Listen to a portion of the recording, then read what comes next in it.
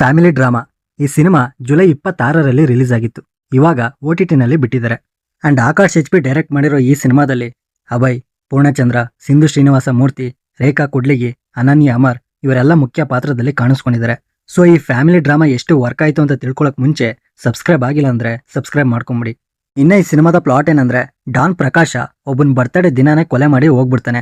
ಕೊಲೆ ಆದವನು ಸಾಯಕ್ಕಿಂತ ಮುಂಚೆ ಅವನ ತಮ್ಮ ಜೋಜಿಗೆ ಪ್ರಕಾಶ್ನ ಅವನ ಬರ್ತ್ಡೇಗೂ ಮುಂಚೆ ಸಾಯಿಸು ಅಂತ ಹೇಳಿ ಸತ್ತೋಗ್ಬಿಡ್ತಾನೆ.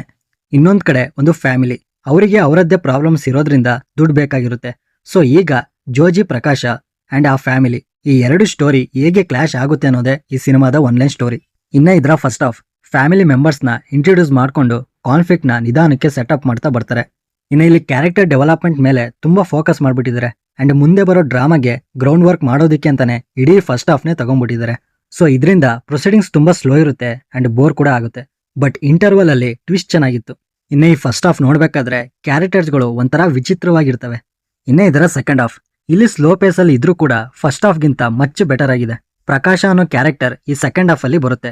ಅದು ತುಂಬಾ ಎಂಟರ್ಟೈನ್ ಮಾಡ್ತು. ಅಂಡ್ ನರೇಟಿವ್ ಇಂಟೆನ್ಸ್ ಆಗ್ತಾ ಆಗ್ತಾ ಸೀಕ್ರೆಟ್ಸ್ ಗಳು ರಿವೀಲ್ ಆಗಿ ಎಲ್ಲರೂ ಒಂದೇ ಜಾಗಕ್ಕೆ ಬರೋ ತರ ಮಾಡೋ ಪ್ರೊಸೀಡಿಂಗ್ಸ್ ಗಳನ್ನ ಚೆನ್ನಾಗಿ ಬರ್ಕೊಂಡಿದ್ದಾರೆ. ಇದರಿಂದ ಕ್ಲೈಮ್ಯಾಕ್ಸ್ ಕೂಡ ತುಂಬಾ ಚೆನ್ನಾಗಿತ್ತು. ಇನ್ನ ಈ ಸಿನಿಮಾದ ಪಾಸಿಟಿವ್ಸ್, ಎಲ್ಲಾ ಕ್ಯಾರೆಕ್ಟರ್ಸ್ ಗಳನ್ನ ಕನೆಕ್ಟ್ ಮಾಡಿರೋ ರೀತಿ ಸಖತ್ತಾಗಿತ್ತು. ಬಟ್ ಫಾಸ್ಟ್ ಪೇಸ್ ಅಲ್ಲಿ ಇದ್ದಿದ್ರೆ ಇನ್ನೂ ಮಸ್ತಾಗಿರ್ತಿತ್ತು. And family drama, relatable characters, ಒಂದು ಮಿಡಲ್ ಕ್ಲಾಸ್ ಫ್ಯಾಮಿಲಿಯಲ್ಲಿ ಜನ ಹೇಗಿರ್ತಾರೆ ಅಂತ ಆಸ್ ಇಟ್ ಈಸ್ ತೋರಿಸಿದ್ದಾರೆ. ಜೊತೆಗೆ ರಿಲೇಟಬಲ್ ಡೈಲಾಗ್ಸ್ಗಳು, ಎಕ್ಸಾಂಪಲ್ ನಮ್ಮ ಕಾಲದಲ್ಲಿ ಈ ತರ ಇರ್ಲಿಲ್ಲ ಅಂತ ಹೇಳೋದು, ಮದರ್ ಸೆಂಟಿಮೆಂಟ್ ಡೈಲಾಗ್ಸ್ಗಳು, ಬ್ರದರ್ ಸಿಸ್ಟರ್ ಜಗಳ ಅಂಡ್ ಚೀಟಿ, ಇವೆಲ್ಲ ಕರೆಕ್ಟ್ ಆಗಿ ಆಡಿಯನ್ಸ್ಗೆ ಕನೆಕ್ಟ್ ಆಗೋ ರೀತಿನೇ ತೋರಿಸಿದ್ದಾರೆ.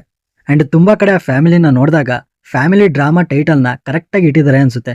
ಏನ್ ಡ್ರಾಮಾ ಮಾಡ್ತಾರೆ ಅಂದ್ರೆ, ಒಳಗಡೆ ಫುಲ್ ಪ್ಲಾನಿಂಗ್ ಮಾಡಿರ್ತಾರೆ, ಬಟ್ ಆಚೆ ಮಾತ್ರ ಮಳ್ಳಿಗಳ ತರ ಆಕ್ಟ್ ಮಾಡ್ತಿರ್ತಾರೆ. ನೆಕ್ಸ್ಟ್ ಪ್ರಕಾಶ ಮತ್ತೆ ಅವ್ನ ರೈಟ್ ಅಂಡ್ ಟೋಬಿ ಪೋರ್ಷನ್ಸ್ ಒಳ್ಳೆ ಮಜಾ ಕೊಡುತ್ತೆ. ಇನ್ನ ಕ್ಲೈಮ್ಯಾಕ್ಸ್ ನ ಡೀಸೆಂಟ್ ಆಗಿ ಒಂದೆರಡು ಟ್ವಿಸ್ಟ್ ಗಳನ್ನ ರಿವೀಲ್ ಮಾಡೋದ್ರ ಜೊತೆಗೆ ಚೆನ್ನಾಗಿ ಎಂಡ್ ಮಾಡಿದ್ರು. ಅಂಡ್ ಕೆಲವೊಂದು ಕ್ಯಾರೆಕ್ಟರ್ಸ್ ಯಾಕೆ ಬರ್ತಿದೆ, ಯಾಕೆ ಹುಡುಕ್ತಿದ್ದಾರೆ, ಯಾಕೆ ಸತ್ತ, ಯಾರು ಸಾಯಿಸಿದ್ರು, ಈ ತರ ಪ್ರಶ್ನೆಗಳು ತುಂಬಾ ತಲೆಯಲ್ಲಿ ಓಡಾಡ್ತಿರುತ್ತೆ. ಇದಕ್ಕೆಲ್ಲ ಆನ್ಸರ್ ಸೆಕೆಂಡ್ ಹಾಫ್ ಲಾಸ್ಟ್ ಅಲ್ಲಿ ಸಿಗುತ್ತೆ. ಇನ್ನ ಈ ಸಿನಿಮಾದ ನೆಗೆಟಿವ್ಸ್, ಸ್ಟಾರ್ಟಿಂಗ್ 10 ಮಿನಿಟ್ಸ್ ಆದ್ಮೇಲೆ ಇಂಟರ್ವಲ್ ವರ್ಗೂ ರನ್ ಆಗೋ ಸೀನ್ಸ್ಗಳು ಸಖತ್ತು ಸ್ಲೋ ಪೇಸ್ ಅಲ್ಲಿ ಇರುತ್ತೆ. ಅಂಡ್ ರನ್ ಟೈಮ್ ತುಂಬಾ ಜಾಸ್ತಿ ಆಯ್ತು. ಈ ತರ ಒಂದು ಪ್ಲಾಟಿಗೆ ಒಂದು 1 hour 45 minutes ಇದ್ದಿದ್ರೆ ಸಾಕಾಗ್ತಿತ್ತು. ಆಲ್ಮೋಸ್ಟ್ 2.5 ಗಂಟೆ ಮಾಡಿದ್ರೆ. ಇನ್ನು ಹೀರೋ ಕ್ಯಾರೆಕ್ಟರ್, ಅವನ ಹೇರ್ ಸ್ಟೈಲ್, ಹೇರ್ ಕಲರ್, ಜಾತ್ರೆ ಶರ್ಟು ಸೇಮ್ ಚಪ್ರಿ ತರನೇ ಕಾಣಿಸ್ತಿದ್ದ. ಇನ್ಫ್ಯಾಕ್ಟ್ ಆ ಕ್ಯಾರೆಕ್ಟರ್ ಇರೋದೇ ಹಾಗೆ. ಬಟ್ ಆ ಪರ್ಫಾರ್ಮೆನ್ಸ್ ಅನ್ನೋದು ಇನ್ನೊಂಚೂರು ಇಂಪ್ರೂವ್ ಆಗ್ಬೇಕಿತ್ತು. ಇನ್ನ ಪ್ರೀ ಇಂಟರ್ವಲ್ ಅಲ್ಲಿ ಒಂದು ಇನ್ಸಿಡೆಂಟ್ ನಡೆಯುತ್ತೆ. ಎಮೋಷನ್ ಆಗೋ ಸೀನ್ ಅಲ್ಲಿ ಏನು ನಡೆದೇ ಇಲ್ಲ ಅನ್ನೋ ತರ ಆರಾಮಾಗಿರ್ತಾರೆ. ಇವೆಲ್ಲ ಎಲ್ಲಿಂದ ಬರ್ತಾರೆ ಅಂತ ಅನ್ಸ್ಬಿಡುತ್ತೆ.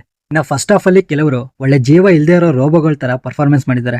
ಬಟ್ ಸೆಕೆಂಡ್ ಹಾಫ್ ಅಲ್ಲಿ ಅವರ ಪರ್ಫಾರ್ಮೆನ್ಸ್ ಇಂಪ್ರೂವ್ಮೆಂಟ್ ಆಗೋದನ್ನ ನಾವು ನೋಡಬಹುದು. ಅಂಡ್ ಎಮೋಷನ್ಸ್ ಎಲ್ಲೂ ವರ್ಕ್ ಆಗ್ಲಿಲ್ಲ, ಕನೆಕ್ಟ್ ಆಗೋ ತರನೂ ಇರ್ಲಿಲ್ಲ. ಅಂಡ್ ಹ್ಯೂಮರ್ ಕೂಡ ಕೆಲವೊಂದು ಕಡೆ ಮಾತ್ರ ವರ್ಕ್ ಆಯ್ತು ಅಷ್ಟೇ. ಇನ್ನ ಕೊಲೆಗಳು ಮಾಡೋದನ್ನ ಒಳ್ಳೆ ಕೋಳಿ ಸಾಯಿಸ್ತೀನಿ ಅನ್ನೋ ತರ ಮಾತಾಡ್ತಿರ್ತಾರೆ. ಅಂಡ್ ಪರ್ಫಾರ್ಮೆನ್ಸಸ್ ವಿಷಯಕ್ಕೆ ಬರೋದಾದ್ರೆ, ಪ್ರಕಾಶ್ ಕ್ಯಾರೆಕ್ಟರ್ ಮಾಡಿರೋ ಪೂರ್ಣಚಂದ್ರ ಜೊತೆಗೆ ದಿವ್ಯಾ ಕ್ಯಾರೆಕ್ಟರ್ ಮಾಡಿರೋ ಸಿಂಧು ಶ್ರೀನಿವಾಸ ಮೂರ್ತಿ ಅವರ ಪರ್ಫಾರ್ಮೆನ್ಸ್ ಸಖತ್ತಾಗಿದೆ. ಅಂಡ್ ರೇಖಾ ಕುಡ್ಲಿಗಿ ಅವರ ಪರ್ಫಾರ್ಮೆನ್ಸ್ ಕೂಡ ಎಂಟರ್ಟೈನಿಂಗ್ ಆಗಿ ಚೆನ್ನಾಗಿತ್ತು. ಅಂಡ್ ಟೋಬಿ ಕ್ಯಾರೆಕ್ಟರ್ ಮಾಡಿರೋ ಆಶಿತ್ ಅವರಿಗೆ ಕೊಟ್ಟಿರೋ ರೋಲ್ನ ಚೆನ್ನಾಗಿ ಮಾಡಿದ್ದಾರೆ. ಇಷ್ಟು ಅಭಯ್ ಗರ್ಲ್ ಫ್ರೆಂಡ್ ಕ್ಯಾರೆಕ್ಟರ್ ಮಾಡಿರೋ ಅನನ್ಯ ಅಮರ್ ಅವ್ರಿಗೆ ಸ್ಕ್ರೀನ್ ಸ್ಪೇಸ್ ಕಮ್ಮಿ ಇದ್ರೂ ಸಿಕ್ಕಿರೋ ಟೈಮಲ್ಲೇ ಚೆನ್ನಾಗಿ ಪರ್ಫಾರ್ಮೆನ್ಸ್ ಮಾಡಿದ್ದಾರೆ. ಇನ್ನು ಅಭಯ್ ಕ್ಯಾರೆಕ್ಟರ್ ನನಗೇನು ಅಷ್ಟು ಇಷ್ಟ ಆಗ್ಲಿಲ್ಲ. ಇನ್ಫ್ಯಾಕ್ಟ್ ಪರ್ಫಾರ್ಮೆನ್ಸ್ ಕೂಡ ಅಷ್ಟಕ್ಕಷ್ಟೇ ಅನ್ನೋ ತರ ಇತ್ತು. ಸ್ವಲ್ಪ ಫೇಸ್ ಎಕ್ಸ್ಪ್ರೆಷನ್ ಅಲ್ಲಿ ಇನ್ನೊಂಚೂರು ಇಂಪ್ರೂವ್ಮೆಂಟ್ ಮಾಡ್ಕೋಬೇಕಿತ್ತು. ಅಂಡ್ ಟೆಕ್ನಿಕಲ್ ವಿಷಯಕ್ಕೆ ಬರೋದಾದ್ರೆ, ಸಿನಿಮಾಟೋಗ್ರಫಿ ಸಿಂಪಲ್ ಆಗಿದೆ. ಎಡಿಟಿಂಗ್ ಅಲ್ಲಿ ಸೆಕೆಂಡ್ ಹಾಫ್ ಪರವಾಗಿರ್ಲಿಲ್ಲ.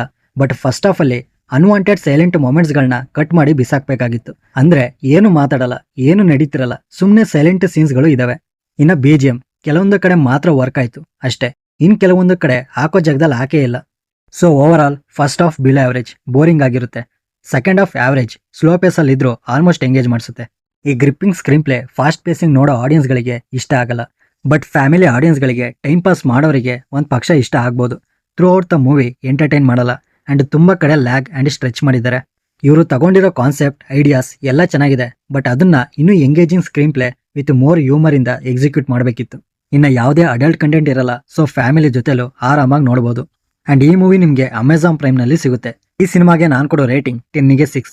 ಆಲ್ರೆಡಿ ನೀವೇನಾದ್ರೂ ಈ ಸಿನಿಮಾನ ನೋಡಿದ್ರೆ ನಿಮಗೆ ಯಾವ ರೀತಿ ಎಕ್ಸ್ಪೀರಿಯನ್ಸ್ ಕೊಡ್ತು ಅನ್ನೋದನ್ನ ಕಮೆಂಟ್ ಬಾಕ್ಸ್ ಅಲ್ಲಿ ತಿಳಿಸಿ. ಸೊ ಈ ರಿವ್ಯೂ ನಿಮ್ಗೆ ಏನಾದ್ರೂ ಇಷ್ಟ ಆಗಿದ್ರೆ ಲೈಕ್ ಮಾಡಿ, ಶೇರ್ ಮಾಡಿ.